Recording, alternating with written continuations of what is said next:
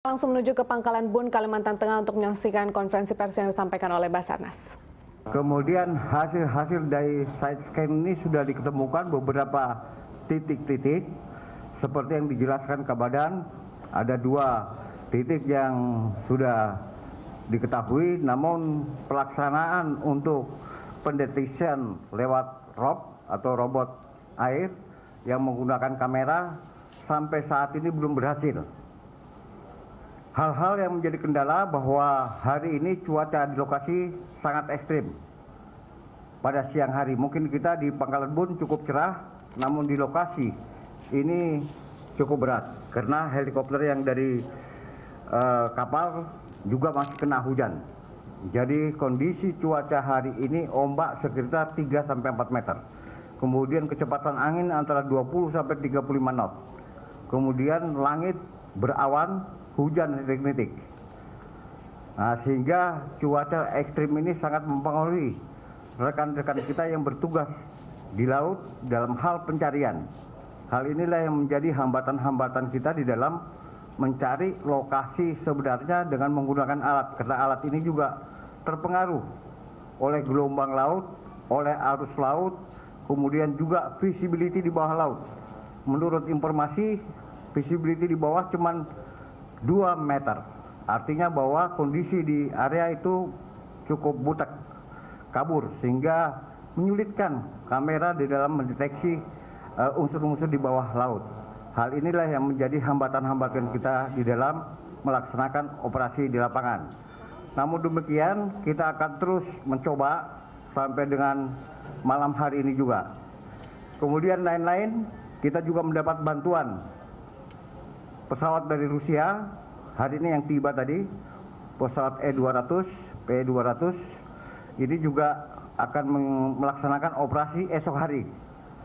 Nanti malam dia akan kembali lagi untuk mengangkut peralatan yang belum terangkut dari Jakarta. Sehingga mungkin esok hari dia juga akan beroperasi di lokasi close contact-nya, itu bersama-sama dengan rekan-rekan yang lainnya yang sudah berada di lokasi. Hal ini menambah kekuatan kita di dalam kegiatan-kegiatan operasi, di mana Rusia juga mengerahkan 72 personil, baik itu pengawakan, operator, termasuk penyelam, yang akan bergabung dengan kapal Bima Sakti di lapangan. Nah, ini merupakan satu rencana untuk esok hari untuk melaksanakan pencarian bawah laut. Mudah-mudahan titik-titik yang sudah dicurigai menjadi tanda atau data fakta yang bisa kita buktikan nantinya sebagai koordinat runtuhnya pesawat-pesawat Air Asia di situ, sehingga nantinya secara jelas bisa kita dapatkan koordinatnya berapa. Nah, inilah yang kita harapkan ke depan. Dari seluruh kegiatan yang berjalan tadi siang, tentu kita sudah sama-sama saksikan bersama dari lokasi di Pangkalan Bun ini. Begitu ramainya, baik penerbangan umum, sipil, termasuk militer, berjalan dengan baik. Karena juga kita bandara ini tidak bisa kita tutup, karena kegiatan dari masyarakat di sini harus berjalan terus. Sehingga pengaturan dari parkir area ini betul-betul sangat ketat. Sangat ketat, sehingga kita harus mungkin seperti pesawat Rusia tadi, dia drop langsung kembali lagi ke Jakarta. Nah, inilah hal-hal yang kita perlu atur bersama di sini, sehingga kondisi-kondisi di lokasi Pangkalan Bun ini khususnya di bandara semua bisa mewadai. Dari sekian kegiatan itu merupakan satu effort yang cukup besar, karena beberapa kendala yang kita hadapi di lapangan selain cuaca juga berkaitan dengan dukungan bahan bakar juga bisa kita kerjakan, kemudian akomodasi juga kita atur, kemudian makan juga kita atur sedemikian rupa sehingga semua bisa berjalan dengan lancar. Jadi alhamdulillah semua berkat dukungan dari pemerintah daerah di Pangkalan Bun ini kita bisa merasakan bahwa semua aparat itu mendukung kegiatan ini. Hal-hal lain tentunya koordinasi dengan pusat juga sedemikian rupa sehingga bisa berjalan lancar. semua didukung dari pusat apa-apa yang menjadi kebutuhan kita di sini, sehingga melalui pesawat yang dari Jakarta, semua barang-barang perlengkapan yang kita butuhkan dikirim dari Jakarta dan kita sudah distribusikan semuanya. Inilah yang menjadi konsentrasi kita hari ini. Mudah-mudahan besok cuaca bisa baik sehingga kita bisa melanjutkan kegiatan dengan saksama. Demikian yang bisa saya sampaikan. Wabillahi taufiq wal hidayah. Wassalamualaikum warahmatullahi wabarakatuh.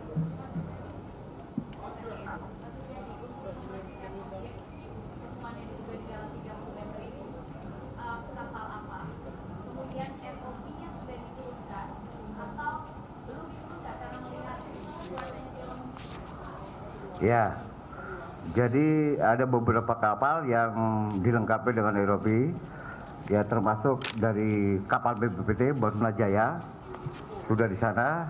Dia juga saya tidak tahu persis di lapangan apakah mereka ada kesulitan, tapi sampai dengan jam 4 tadi saya tanyakan belum ada berita. Kemudian dari kapal perhubungan, baik itu Jadayat maupun Andromeda, juga belum bisa memberikan informasi yang pasti. Kemudian beberapa kapal perang TNI AL juga sekarang sudah merapat ke sana, ke area juga sana yang mempunyai kemampuan deteksi ranjau, sudah di sana juga di posisi-posisi yang dianggap itu keberadaan pesawat AirAsia, juga sampai saat ini belum memberikan laporan, sehingga kepastiannya belum kita dapatkan begitu. Iya, dia kesulitan. Artinya begini, mungkin ombaknya keras. Kalau ombaknya keras, ketiup ombak ini bisa putus dia punya kabel. Ya, kemudian kameranya juga kalau umpamanya tidak bagus, melawan arus, dia bisa butek. Jadi gambarnya itu goyang terus. Nah, ini juga kendala. Dan juga mungkin visibility di bawah laut yang cuma 2 meter, ini juga kesulitan di dalam melihat, karena kalau cuma 2 meter dia pindah lagi 2 meter pindah lagi, mungkin agak lama waktunya. Nah, inilah menjadi kendala kita. Kalau visibility-nya di bawah laut juga sangat dekat, ini juga menyulitkan bagi alat-alat tersebut untuk bekerja begitu ya.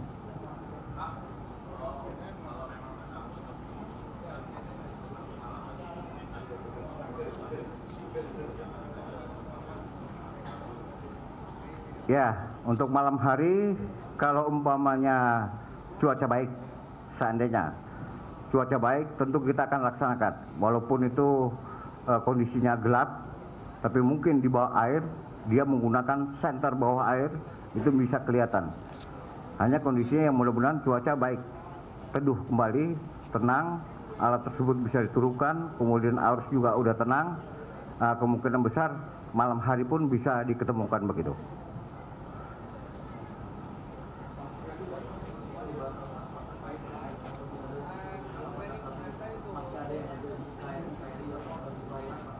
Sementara belum ada. Jadi laporan dari KRI maupun kapal-kapal lainnya belum ada.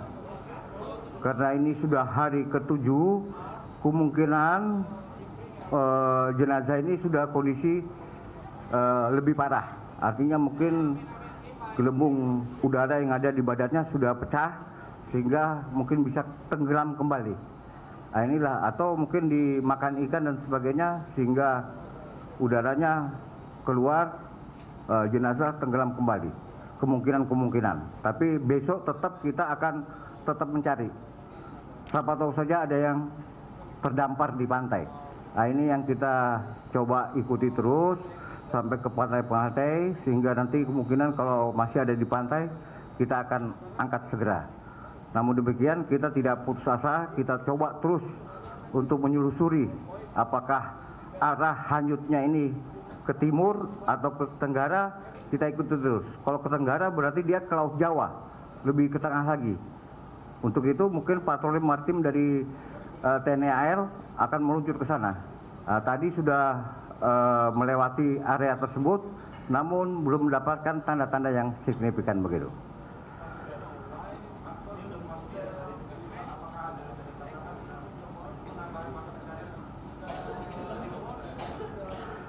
Jadi memang dalam peraturan bahwa pencarian ini dilakukan selama 7 hari. Apabila tidak ada tanda-tanda ataupun fakta-fakta yang memberikan informasi jelas tentang keberadaan benda yang objek yang kita cari. Namun kalau masih ada seperti penemuan mayat dan puing-puing, kemudian barang penumpang, ini sebagai bukti bahwa kita perlu melanjutkan kegiatan pencarian sampai dengan pencarian bawah laut. Karena kita sudah nyatakan bahwa area lost contact-nya itu benar adanya. Tinggal titik koordinat dari puing-puing itu yang perlu kita cari. Sehingga kegiatan terus kita laksanakan sampai dengan ketemu kerangka pesawat termasuk black box yang penting tersebut. Demikian.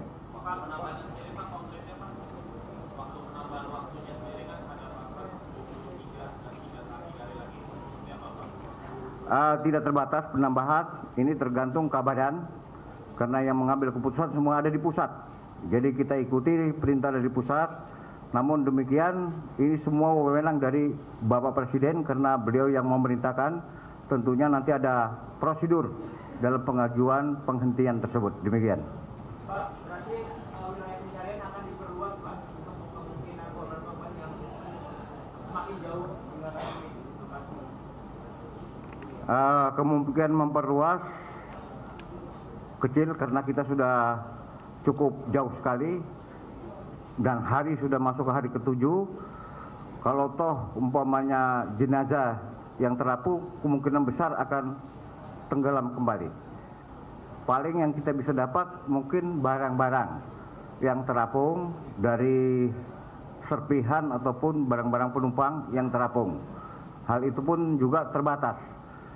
Karena semua yang ada di sekitar lokasi kemarin sudah kita angkut semua. Demikian. Pak, berapa ROV yang sedang dipakai di lapangan, Pak, untuk mencarikan klarifikasi tentang apa yang ada di bawah? Saya tidak tahu berapa ROV, namun dari beberapa kapal ini sudah membawa. Jumlahnya berapa kami tidak mencatat karena satu kapal bisa ada 2-3 ROV yang mereka bawa. Namun saat ini mereka belum menemukan.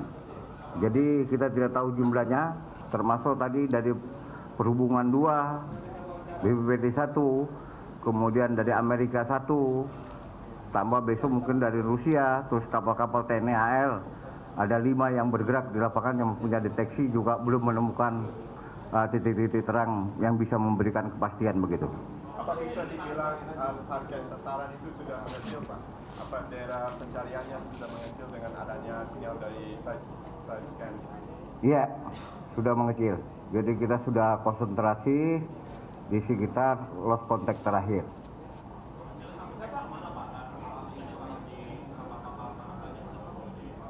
Tadi udah saya sebut. Jadi kau rewind lagi ya. Mana? Jumlah dari bantuan kapal yang saat ini sedang mencari berapa sih, Pak, dari Indonesia maupun gabungan dari seluruh negara-negara lain, kapal dan juga pesawat totalnya sampai saat ini, Pak? Total kapal semua berjumlah 60 buah. Kemudian pesawat hari ini yang bergerak 8 pesawat. Semuanya sudah bergabung dengan kita di dalam operasi SAR. Namun hasil-hasilnya belum memuaskan begitu. Ya.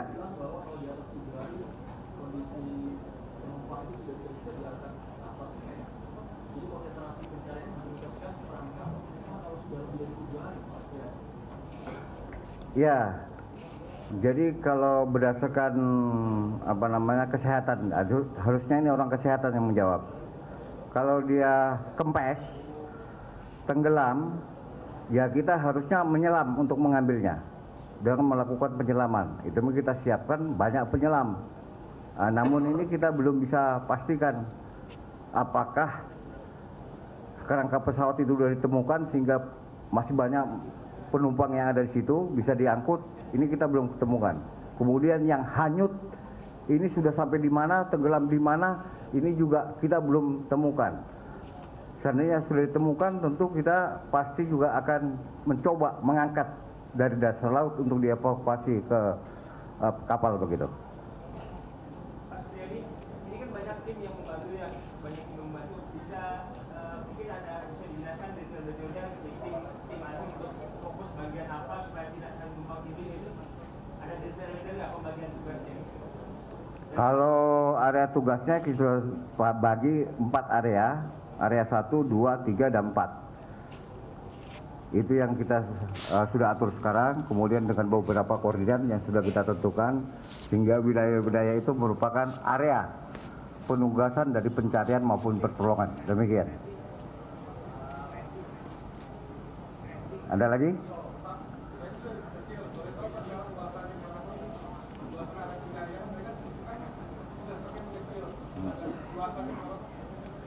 Ya, luasannya masih sekitar 30 nautical mile di sekitar area luas kontak itu.